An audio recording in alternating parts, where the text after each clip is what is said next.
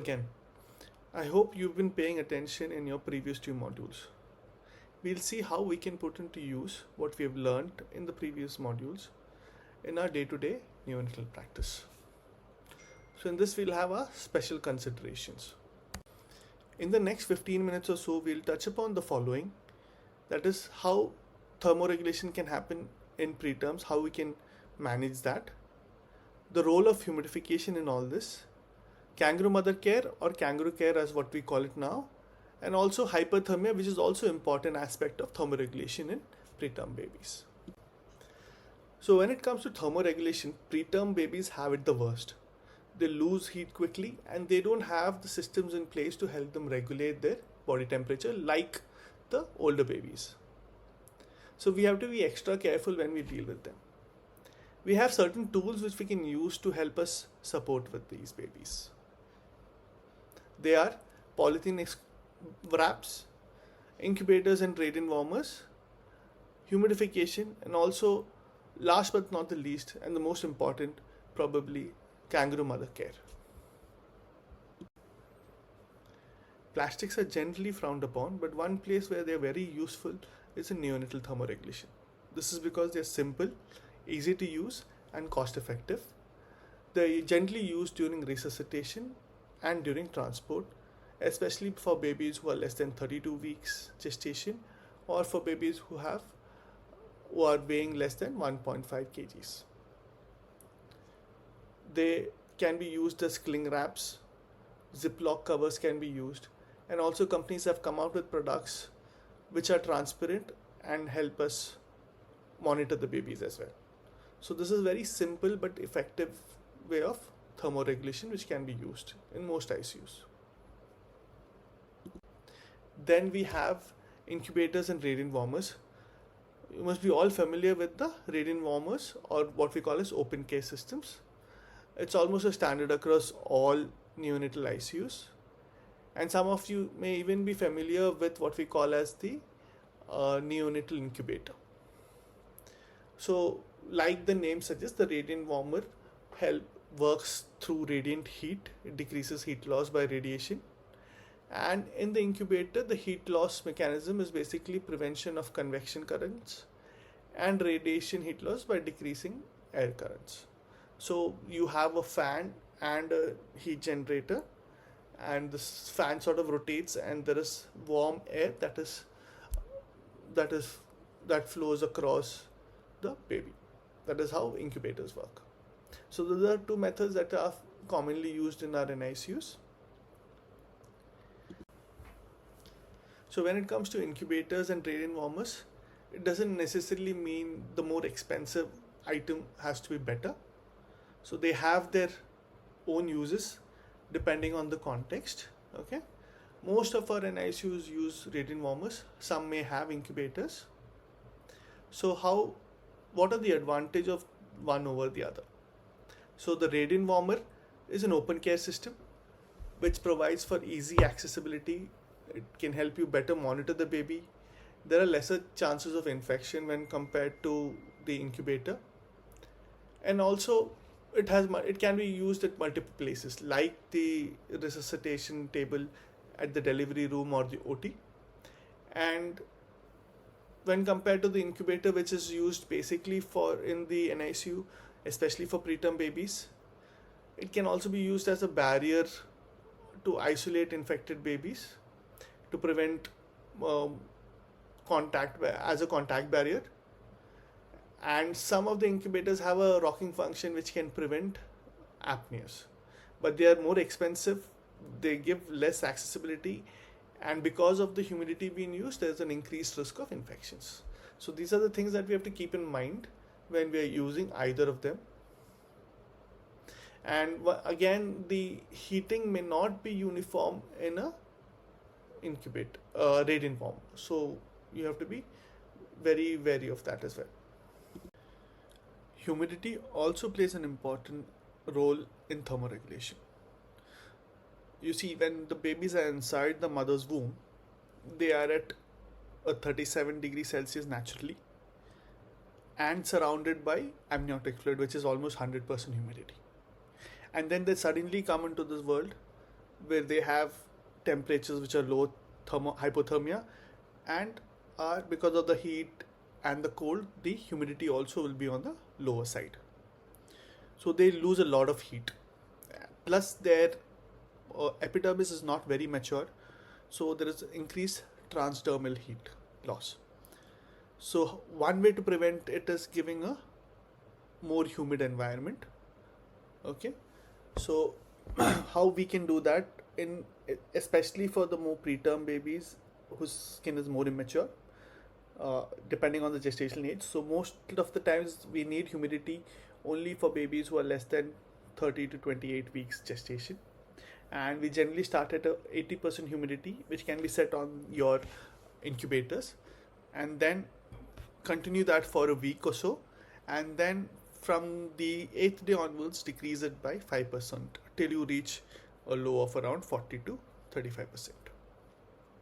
So what it does is it minimizes the heat loss, insensible heat loss, and water losses, and helps with both temperature and fluid management. So babies not having humidity or humidified incubators may need a lot more fluid to prevent to maintain for the insensible heat loss. The only other thing that you have to remember is they are more prone to infections because of the humidity, especially with Pseudomonas. And you have to remember to clean the humidification chamber, and it should be filled with distilled water, cleaned and dried daily. A few practical tips when it comes to using of the radiant warmer. The usual go-to mode is the servo control mode. Then you also have the manual mode. So the manual mode is used before delivery when you want to quickly heat up the radiant warmer and the microenvironment of the baby and the linens. But it should not, and when the baby is having fever and frequent, so that you avoid frequent alarms. But not routinely used because there is a risk of hypothermia and hypothermia. What as against in a servo control mode where the thermistor gives the temperature of the baby and there's a feedback to the computer on board or the chip on board the warmer, and then depending on the temperature, if it's a low temperature the warmer increases the heater output, and if it's a high temperature it likewise decreases. So you always have the percentage of heat generated on the board on the display panel, so you go by that. Generally a term baby would require around 30 to 40% heater output. That is the rule. And if you see that has increased remarkably, you have to check if the probe is out or not. It is generally preferred over the manual mode, and you keep the thermistor probe at the over the right flank of the abdomen. And you have to make sure that the baby also has caps and mittens along with this. And the next thing is, if you're using a manual mode on the baby, you have to make sure you check the temperature every 15 minutes or so. And when using a radiant warmer, you have to make sure there are not more than one baby, because the temperature probe will read only for one baby, and the other baby might not get an appropriate temperature. And also another thing that we can use is cling wraps over the radiant warmer, so that you can prevent or minimize the convective currents that happen. So it sort of acts like an incubator, but not a double walled, but it can prevent some amount of convective heat loss. So kangaroo mother care is another no cost way, in fact, of keeping babies warm, both at home and the hospital. So what it does, or the benefits are that they help maintain the baby's body temperature, stabilizes the heart rate. The babies seem to have improved breathing patterns. It promotes brain growth, immunity, and the weight gain and feeding also is better when the babies undergo KMC. It can be given to all babies soon after birth, and other than probably what you say, babies who are very sick or ventilated. Few of the stable ventilated babies can also get KMC. Babies on non-invasive respiratory support can get KMC, and it can go up till 2.5 kgs or 40 weeks. Most babies after that, beyond that, start are uncomfortable or crying when you keep them for KMC, so that at that point they can be stopped. The mothers generally should wear a front open dress so that it's easy to keep them in that position, or any dress that is culturally suitable for this. So babies are kept between the mother's breasts with face turned to one side. You have to make sure the neck is not too flexed or hyperextended so that the breathing is stable, and you support the baby's bottom and baby will be in a frog leg position. So it's a very effective way of managing temperature, and this also can be used during transport. So phase changing materials are newer tools which are available to help with thermoregulation in these neonates. So they retain heat for up to 4 to 6 hours, so they can be used for that long. Although they require some large scale validation for how the efficacy, and they are sometimes a little difficult to use practically. We have to make sure they are not in direct contact with the skin, and these can be used during transport or even during resuscitation at times. So during transport, there are certain things that we have to be aware of. The essential concepts of thermoregulation remain the same, but what happens is you have to be prepared early. You should know what kind of baby you're bringing or during transport. So one important aspect is you have to pre-warm your transport incubator, because it takes time. The incubators take longer time. So you also have to have hats and mittens so that the babies are covered adequately. And you have to keep the patient's temperature between 36.5 to 37.5. And only during transport, temperature has to be checked. If you have a thermostat which you can read the temperature from, well and good. Otherwise, a temperature has to be checked manually every 15 to 30 minutes. And you can use a polythene wrap. You can also use phase changing materials that we talked about earlier for or during transport.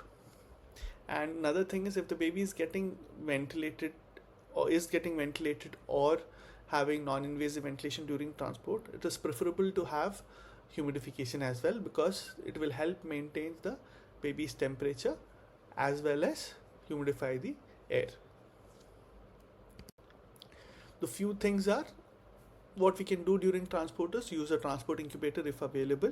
That definitely will help. Always remember to pre-warm the incubator because it takes time, and the equipment also should be warm, including the blankets, the accessories.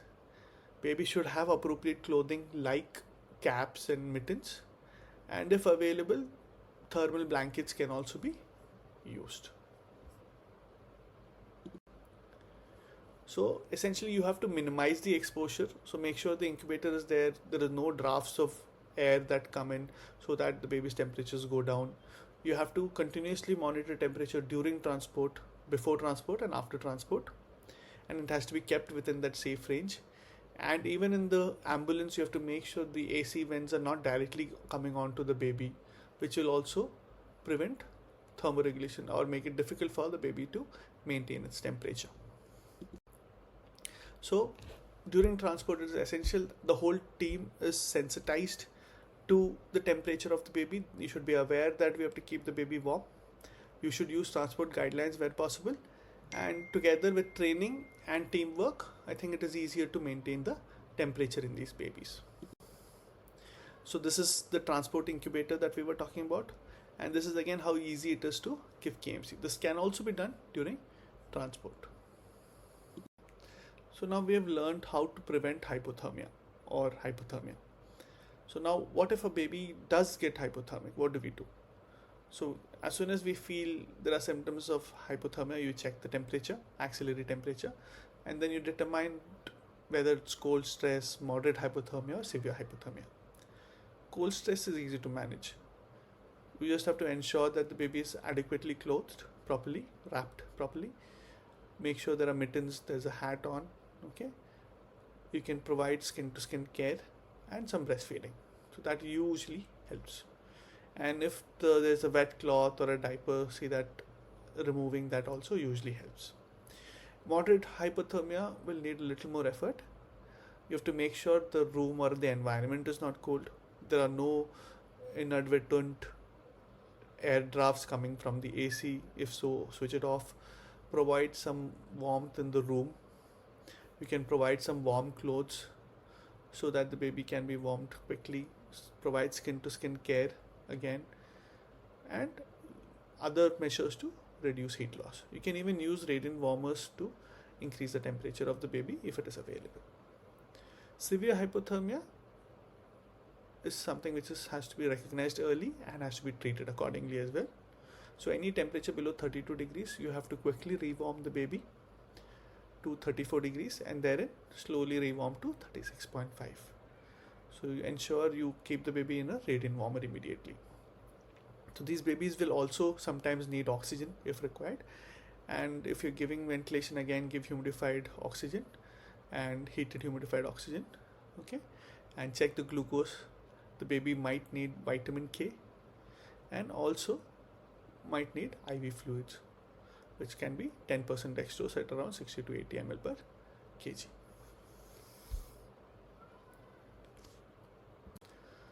So sometimes the baby can be overheated or hyperthermic as well. So any baby who is more than 37.5 degrees Celsius is hypothermic. There are various reasons, like too hot an environment, the weather is outside is hot, the baby is not feeding well, is dehydrated, preterm babies who are wrapped excessively or having too many clothes, babies who are septic, having an infection, can also have fluctuation in temperatures, both hypo and hypothermic. So what you do immediately is remove, if there's a heating source, remove the baby from that heat source, undress the baby, remove them from the clothes or excessive wraps, breastfeed them if possible. If the baby is not feeding well, maybe Palada or Katori feeding should help. And then if the temperature is more than 39 degrees Celsius, sponging with tap water should help, and measure the temperature till it becomes normal. And if there is multiple episodes of hypothermia, definitely have a high index of suspicion for sepsis, and you might have to do a septic workup and make sure that the baby is not septic, and preferably along with that do some electrolytes to see if there is hypernatremic dehydration as well. So with that, we have completed the module on neonatal thermoregulation, and like always we have a question or two for you. So the first question is about preterm baby. So we have a 29-weeker who is born through an emergency section to a mother who is presenting with hypertension. How will you maintain the temperature in this baby during the first 1 hour? So I think some of the bits we have taught you already, some in the neonatal resuscitation as well. So just mentally make the following steps. What will you do during the first 1 hour to maintain the temperature of this baby? So you will place the baby immediately in the radiant warmer after DCC, and you don't dry the baby because it's a preterm baby. So what do? We keep them into a plastic wrap, okay, and make sure you immediately cover the head, okay, and while transferring the baby, use a transport incubator. So these are the things that you would essentially do. Next question is, there is a baby who is 34-weeker with RDS who's been shifted to a level 3 NICU. So you have to provide transportation. How do you manage the temperature in these babies? So as soon as you come, you have to make sure you have pre-warmed the incubator, stabilized the baby's temperature before you shift the baby onto the incubator, and use appropriate clothing like cap, mittens, okay. And if an incubator is not available, a face changing material or embrace can also be used. And if none of these are available, at least kangaroo mother care should be provided during transport. So these are the essential things that you need for maintaining the baby's temperature. So with that, we have come to the end of this session on thermoregulation of neonates. A few messages that I would like you to take home is, maintain the baby in a thermoneutral environment. So that is between temperatures of 36.5 to 37.5.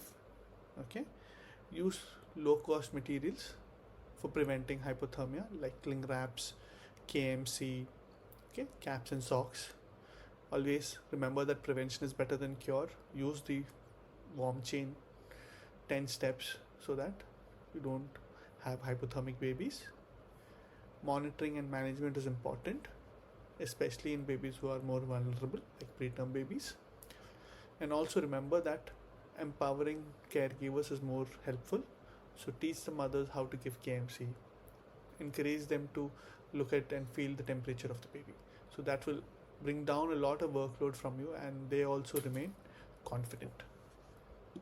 So thank you everyone for patiently listening to us, and hopefully we have not left you sweating like the person in the picture below. Thank you.